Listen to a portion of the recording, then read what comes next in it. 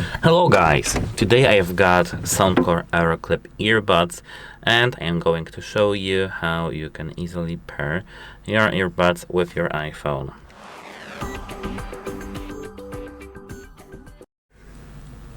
Okay, so let's start with these settings. You need to open these settings, but of course not app section, you need to just open these settings.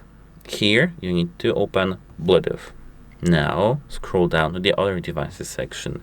As you can see, mine are available because they are up right after the factory reset, but yours probably aren't available.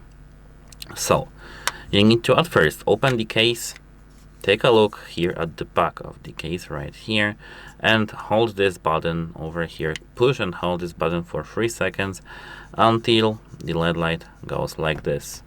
Then tap your earbuds in the other devices list, and now we are connected. That's how it works. Goodbye.